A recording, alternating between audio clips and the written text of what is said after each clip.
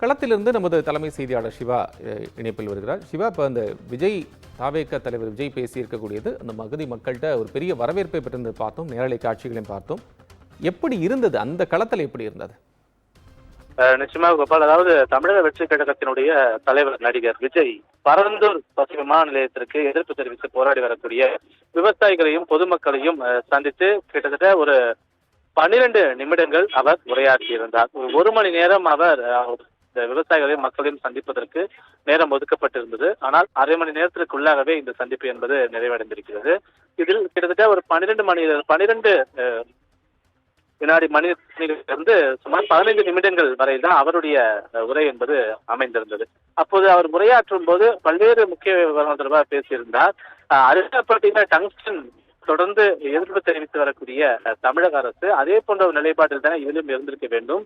எனவே இதுல மட்டும் பாராமுகம் காட்டுவது ஏன் என்பன போன்ற ஒரு கேள்வியெல்லாம் எழுப்பியிருந்தார். அது மட்டுமில்லாமல் மக்களுக்கு எதிரான திட்டங்களை நிறைவேற்றக்கூடிய எந்த அரசாக இருந்தாலும் அது மக்கள் விரோத அரசு தான் என்ற ஒரு கடுமையான குற்றச்சாட்டை முன்வைத்திருந்தார்.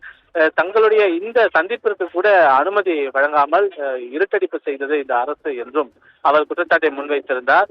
எனவே நேரடியாக ஏகனாபுரம் மக்களை அவர்கள் வசிக்கக்கூடிய கிராமத்திலேயே நான் வந்து சந்திப்பேன் என்ற ஒரு உறுதியை கொடுத்திருக்கக்கூடிய விஜய் இந்த விவகாரத்தில் அரசனுடைய நிலைப்பாடு முழுக்க தவறு என்பதை சுட்டிக்காட்டக்கூடிய வகையில் அவருடைய உரை அமைந்திருந்தது. எனவே அவரது உரையை கேட்பதற்காக இங்கு இந்த கூட்டத்தில் இந்த நிகழ்ச்சியில் கலந்து கொண்டிருந்த இந்த சுற்றுவட்டாரத்தில் இருக்கக்கூடிய 20 கிராமங்களைச் சேர்ந்த மக்களும் மிகப்பெரிய ஒரு வரவேற்பை அவருக்கு வழங்கியிருந்தனர். அது மட்டுமல்லாமல் இந்த பசுமை விமான நிலையம் அமைப்பதற்கு உரையாடி இருக்கக்கூடிய விஜய்க்கு அவர்கள் தங்களுடைய ஆதரவையும் தெரிவித்திருந்தனர். எனவே இந்த பசுமை விமான நிலையம் அமைப்பதற்கு ஒருபோதும் நான் அனுமதிக்க மாட்டேன், இதனை உடனடியாக திரும்ப பெற வேண்டும் என்று மாநில அரசை மட்டுமல்லாமல் மத்திய அரசையும் வலியுறுத்துகிறேன் என்ற ஒரு வலியுறுத்தலையும் அவர் முன்வைத்திருந்தார். எனவே அவருடைய உரை இங்கு இருக்கக்கூடிய விவசாயிகள், பொதுமக்கள், இளைஞர்கள் என பலர் மத்தியிலும் ஒரு மிகப்பெரிய ஒரு எதிர்பார்ப்பு ஏற்படுத்தியிருந்தது.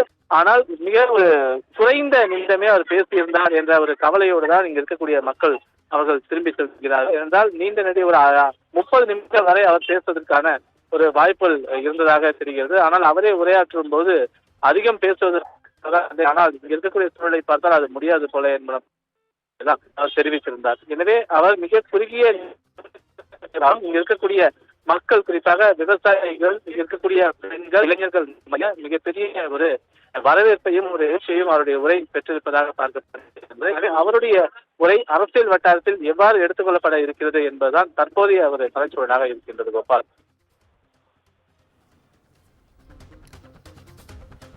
சிவா, உங்கள் அண்மை விவரங்களுக்கும் அவ்வப்போதைய விவரங்களுக்கும் நன்றி.